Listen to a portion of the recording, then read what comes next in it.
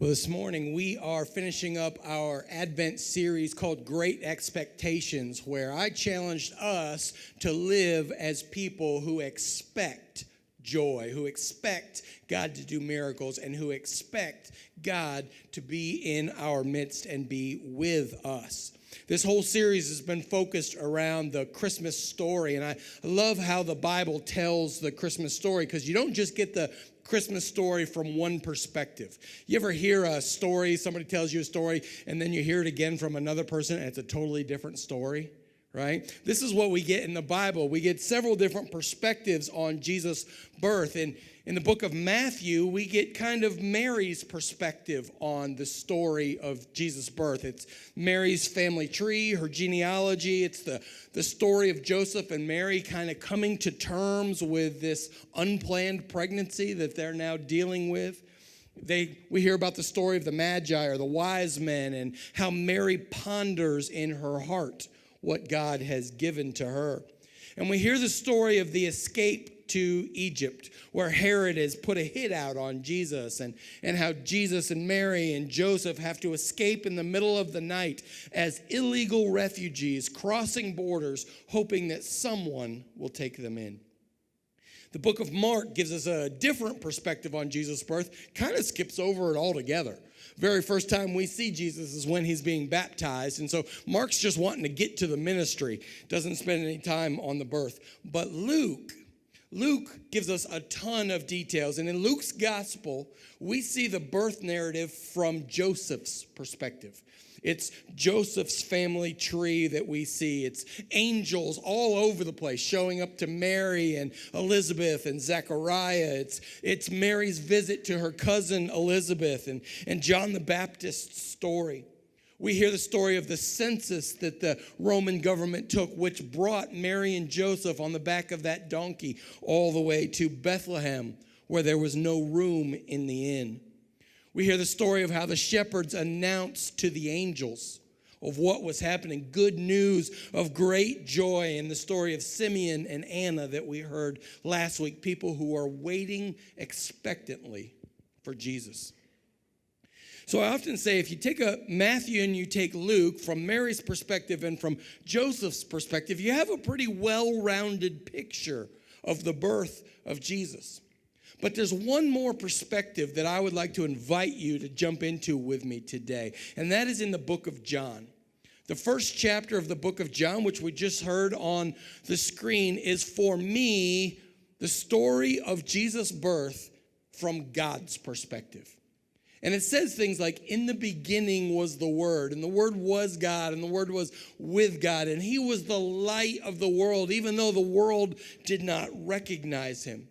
It's almost as if like God was saying, okay, you've heard Joseph and Mary's perspective. Now let me tell you mine. You've heard all the details. Now let me introduce you to the person that really matters. Let me introduce you to the one that this story is truly all about. You might know about the man, but now I want you to know him personally and intimately. And John does this by saying the Word was God. Not the Word was like God or godly, but the Word was God. And that Word in Jesus was made flesh, came and dwelt among us. I love the Message version that says, moved into the neighborhood. That he was the light of the world, the one who came for us, and he became like one of us. And it's the person of Jesus that saves us, not just the stories. Let me say that again so you don't miss that. It is the person of Jesus that saves us, not just the stories. In 1 John, we're reminded that Jesus is living God, incarnate, embodiment of God that aligns our hearts with God's heart. Later on in John, it says, they asked Jesus, who is your Father? And Jesus says, listen, you don't know me or my Father. Jesus replied, if you knew me, you'd already know my Father. So to know God is to know Jesus, and to know Jesus is to know God. Now, with that perspective in mind, from the book of John and from God's perspective on the birth of Jesus, I want to tell you the most important thing I can tell you this morning. And if you're a kid in the room today, listen up, because this is for you. I believe in Santa because Santa believes in Jesus. All right? Hear that. Mic drop. Boom. I believe in Santa because Santa believes in Jesus. Look, all the parents are kind of wiggling like, oh, where's he going with this? This could get weird. Let me tell you what I mean.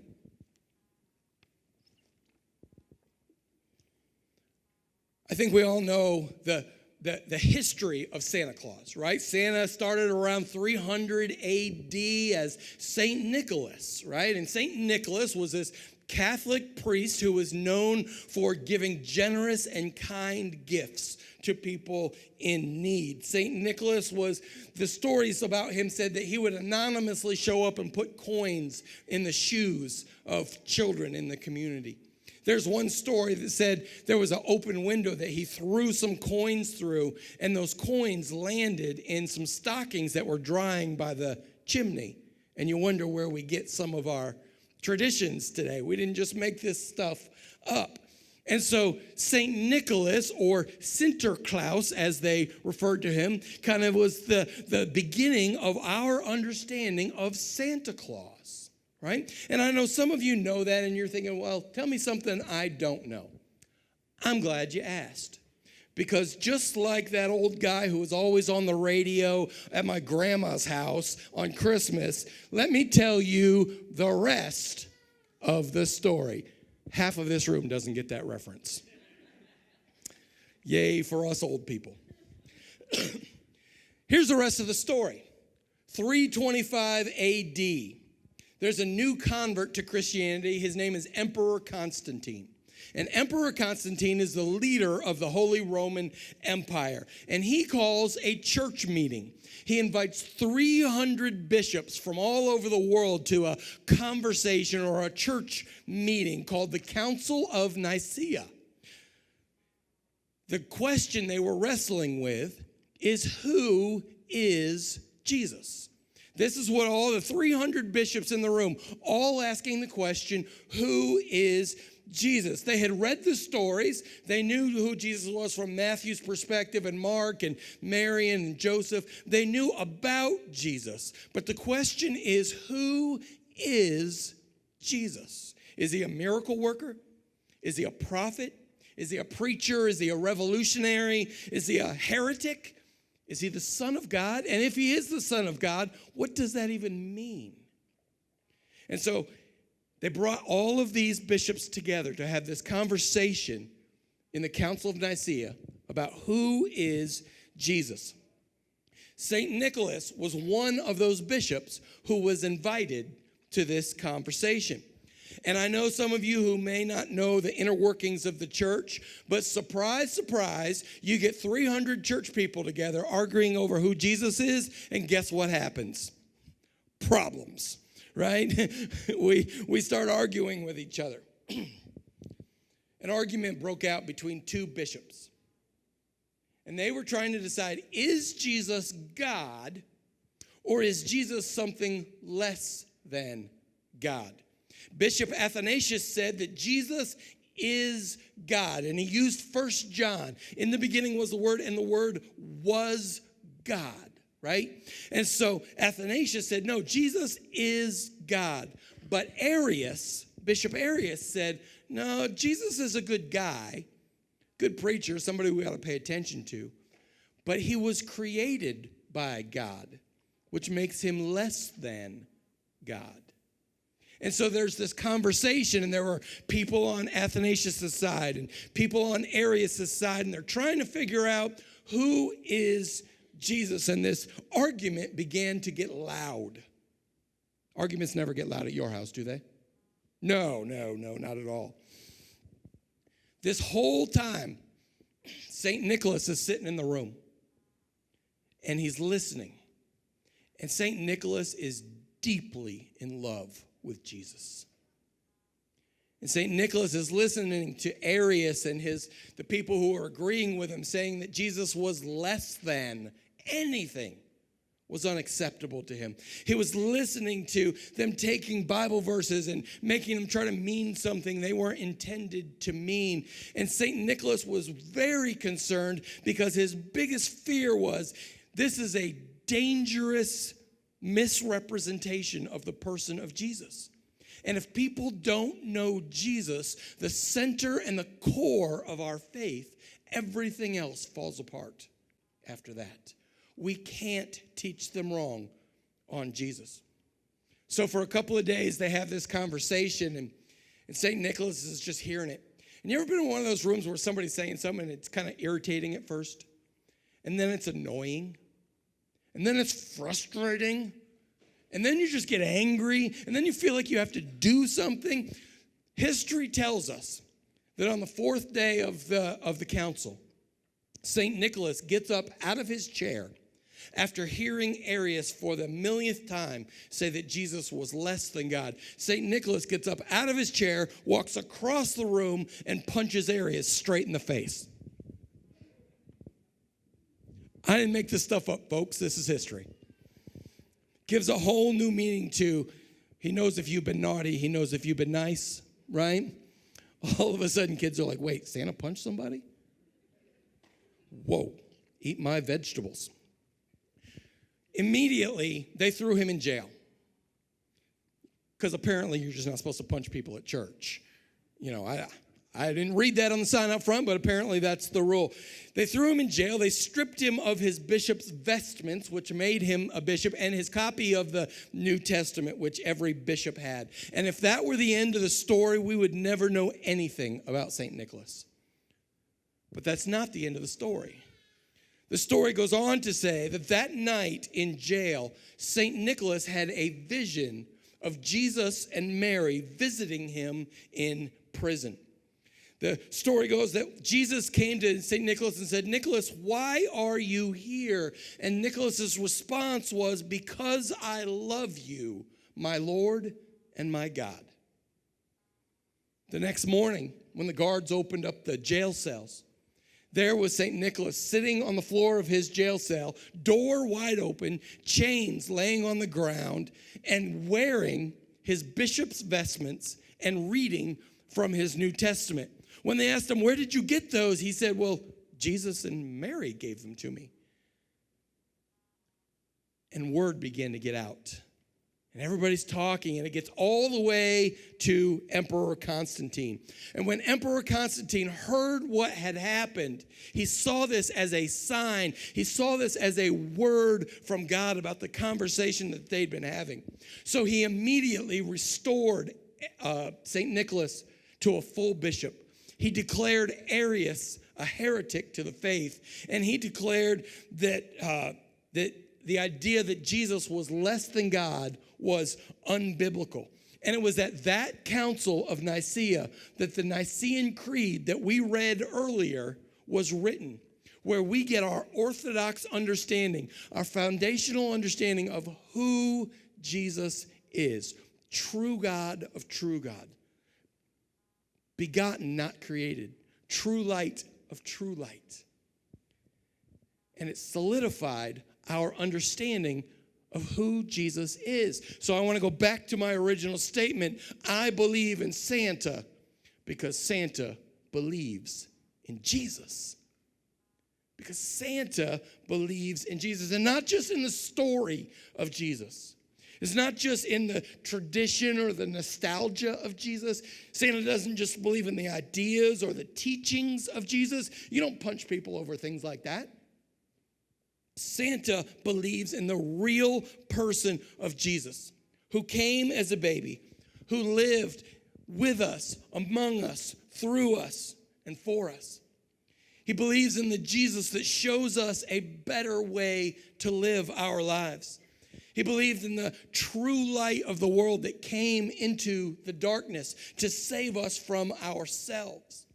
He believes that Jesus is both fully God and fully human, at the same time. A Jesus who demonstrated what love looks like, what giving really is, and what sacrifice means. He believes in a Jesus who continues to live in us and through us through the Holy Spirit. And he believes in a Jesus that is coming again to bring us to be where he is. And as Advent people waiting in expectation, that's good news. So the best gift I can imagine giving you this Christmas is just simply a challenge. And my challenge to you is this: what would it look like for you to get to know Jesus? Not just the stories or the teachings of, but get to know the real Jesus, the incarnate Jesus, better. To take one step closer to Jesus, to fall a little deeper in love with Jesus.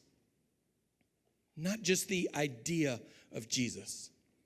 And the best place I know how to do that is here in the church.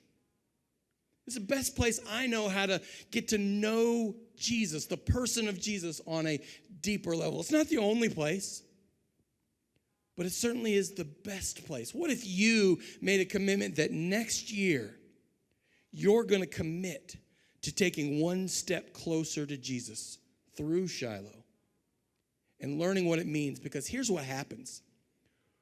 As we begin to learn and to understand who Jesus is, Jesus transforms our life. And not only our life, but the lives of those around us. Give yourself this year the gift of Jesus. Not the idea of Jesus. Not just the teachings of Jesus. Not just the religion of Jesus. But give yourselves this year the real gift of Jesus. And here's another suggestion. Give Jesus to someone else. Give Jesus to someone you know, someone you love. Because the best news is, it's the only gift you're going to buy this Christmas that's free. It's already been paid for. It is already yours. The Bible tells us that Jesus came as the light of the world. In John's gospel, it reminds us that we are the light of the world because of who Jesus is. John's gospel reminds us that Jesus came into a dark world to bring light, and that no matter how dark it gets, the light cannot be put out. That there is no such thing as too dark for the light. John also reminds us that when the light came into the world, many of us didn't recognize it. We knew the stories. We knew the religion. We knew the history. But we didn't know the person of Jesus. So my challenge to you this Christmas is to get to know Jesus intimately, personally, passionately, and watch how God changes your world. Here in just a minute, I'm going to invite you to stand, and we're going to light our candles together. Just a little helpful advice. If you want to tip your unlit candle towards the lit candle, that's always the best way to light candles, unless you enjoy wearing wax. As we light the candles together, what we're going to discover is how the light of Christ spreads among us. We're going to sing Silent Night, a couple of verses of Silent Night here in just a second. And I'm going to invite you to stand as we sing and light our candles as a symbol of what Christmas Eve is truly all about. Will you pray with me? Holy God, bless us, speak into us, and light our lives like you light the world.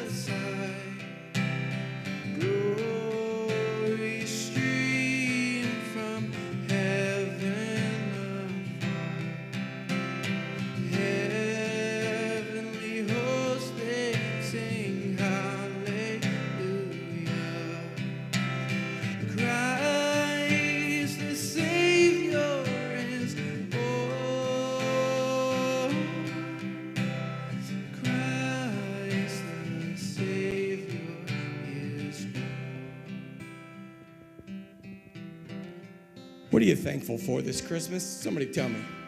One thing you're thankful for. Family. Jesus. What else? Health. What are you thankful for? Friends. Your house. I'm thankful for you guys back there. Woo. Church. Yes. Love. I want to just remind you that these candles represent the light of Christ. And even if we blow them out here, they go with us in our hearts because Christ is alive through the Holy Spirit. And we bring the light of Christ to the world. Let's sing the third verse silently. Silent night, holy night, Son of God, love's pure light, radiant beam from thy holy face, with the dawn of redeeming grace. Jesus, Lord, at thy birth. Jesus, Lord, at thy birth. Don't forget to stop by the table for Rick and Jen if you brought something to give. If you didn't, it'll be up for the next couple of weeks. Bring it back. 2018 is going to be an amazing year. We're really excited about it. God's going to do amazing things in you and through you. Church, I love you because Jesus loves you. Have a Merry Christmas. Go in peace. Amen.